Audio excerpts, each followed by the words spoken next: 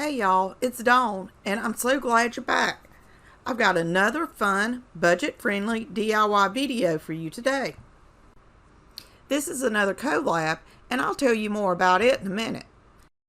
Now for the first DIY. I got this adorable little washboard a while back from a flea market, and I think I gave $4 for it, but I can't remember, and I can't find the sticker. The first thing I did was clean it with Awesome Cleaner. I love this cleaner. It works great on most surfaces. I usually get the big refill bottle from Dollar General and keep refilling the 2 spray bottles that I have on hand.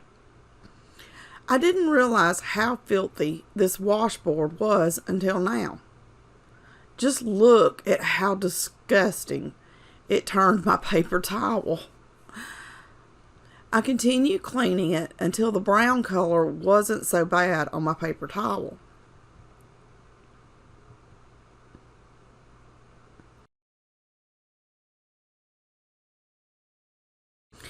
I've seen other crafters use candles to give the paint a chipped look, so I thought I would give it a try. I rubbed this Dollar Tree candle all over the sign where I thought it needed to look more distressed.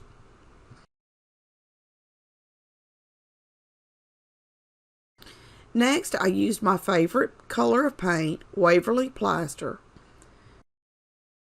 and painted the entire washboard except for the metal part. I needed a way to not get the paint on the metal part, so I cut down a piece of this brown cardstock and laid it over the metal. Y'all know how messy I am when I paint. I usually get paint everywhere. I painted everything except for the metal. The front, the back, and both the sides. And I think I used 2 coats of paint because the first coat you could still see the dark color underneath.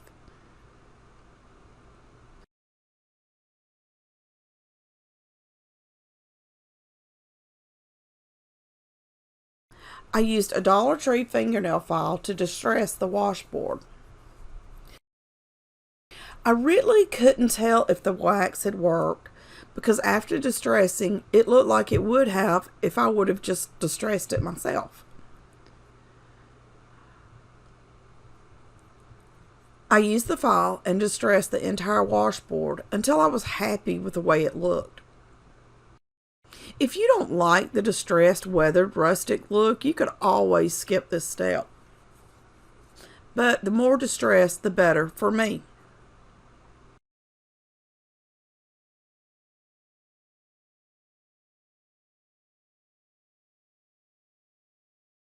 I found this cut file on Design Bundles and thought it would be perfect for the top of the washboard. I removed several of the elements from the cut file, sized it to fit, cut it out, and applied it to transfer paper. I applied the vinyl to the top of the washboard using my Mod Podge squeegee.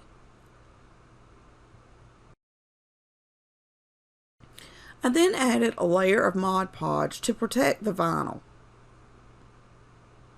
I liked the washboard but felt like it needed something else. I used this Dollar Tree palette and some wood blocks to create a pouch for the front of the washboard. With this pouch, I can add seasonal florals and other items. I glued 2 of the wood pieces to the sides of the palette and then 1 at the bottom.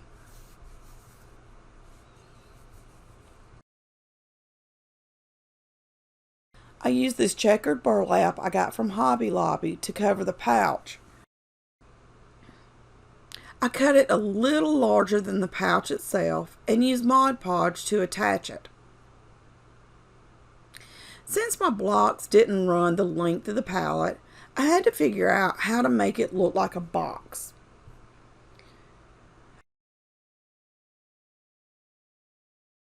I cut from the center of the burlap to just above the corner of each pallet on both sides. I hope this makes sense. and used Mod Podge to glue the burlap to the bottom of the box I was making. Next, I folded the burlap and glued it to create the box.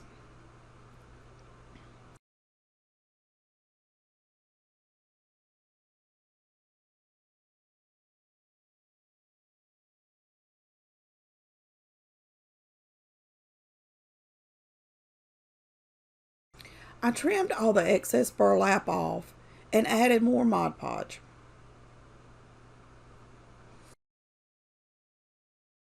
I decided to use hot glue to hold the edges of the burlap together because I was having trouble getting the Mod Podge to hold it.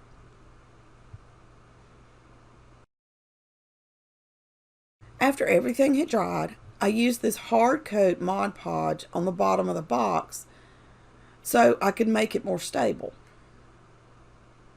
I didn't want the burlap coming off or any of my floral stems poking through. I gave the bottom and the sides a good coat.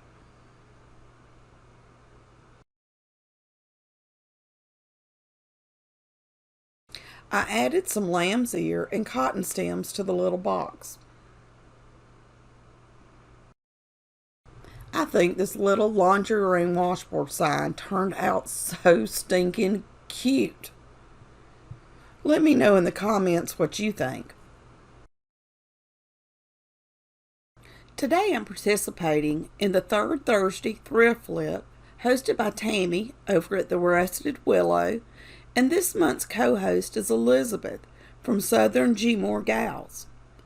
This is a monthly thrift flip collab on the third Thursday of the month. You will find links to both of their channels along with a link to this month's playlist in the description. Make sure you check out the playlist to see what everyone else did with their thrifted items.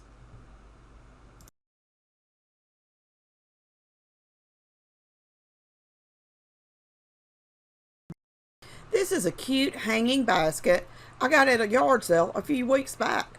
I thought it was cute and so farmhouse, and I knew I could figure out something to do with it. You can see here that I gave $3 for it. When I saw the basket and the price, I grabbed it up. You can't beat $3. I used Waverly plaster chalk paint and dry brushed the basket using a chip brush. I wanted the basket to be lighter, but I didn't want to cover up all of the natural color.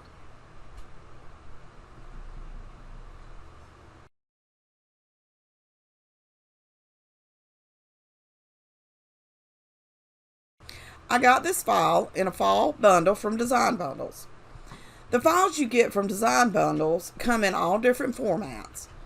I used the PNG format, sized it to fit the Dollar Tree frame, and then printed it out on regular printer paper and cut it down to the size of the frame I was going to use.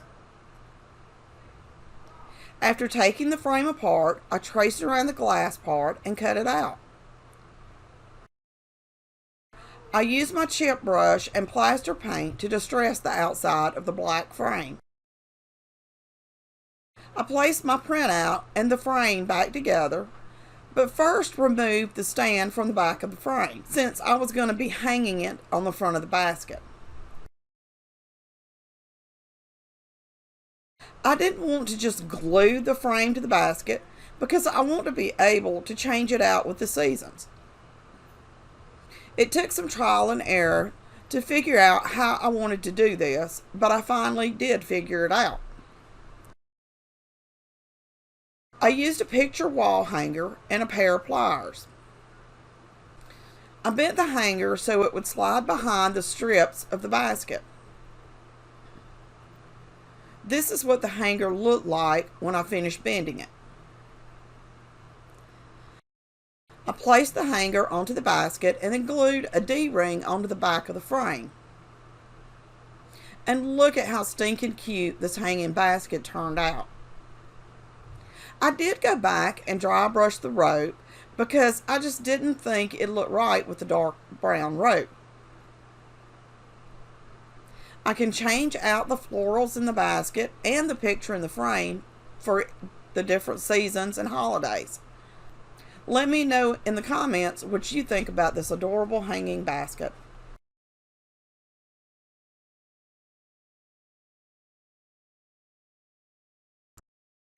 I found this beautiful oval frame recently at a yard sale.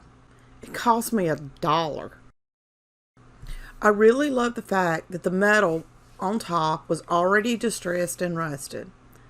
I used a small screwdriver and removed 2 of the 4 hooks on the back so I could take the frame apart.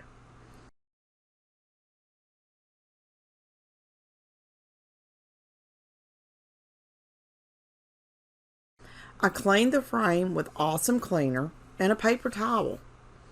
I use this on everything I get from yard sales and Goodwill. And you would be surprised at all the dust, dirt, and just crud I get off of items with it. If you like farmhouse decor and DIYs, go ahead and hit the subscribe button now. And if you hit the bell notification, YouTube will notify you when I upload a new video.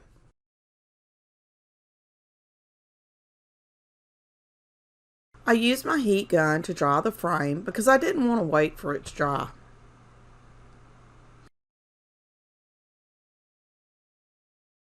I used this scrapbook paper I got from Hobby Lobby for the background.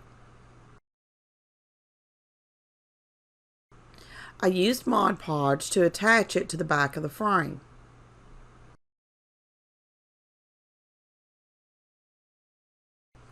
After the Mod Podge dried, I used a Dollar Tree nail file to remove the excess paper. In a downward motion, I rubbed the paper with the file. You can use sandpaper or sanding block to do this also. This gave me smooth lines around the outside of the paper. I did have a little bit of the sides that wasn't covered, but I wasn't worried about it because it would be covered by the frame itself.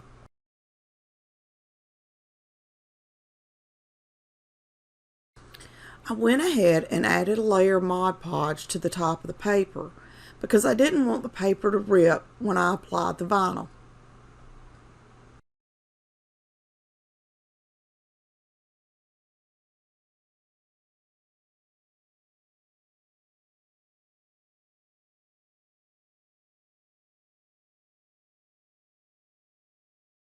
This is another file I got from Design Bundles. I sized it to fit inside the frame, cut it out, and applied transfer paper. I removed the vinyl from the backing and applied it to the sign. And look at how cute this sign is. I'm glad I didn't do anything with the real wood. I may go back and add some clear stain to protect it, but I just love the natural wood look. Let me know in the comments what you think of this adorable little fall sign.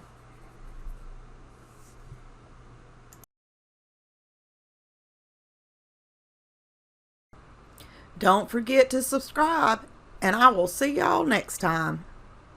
Happy crafting!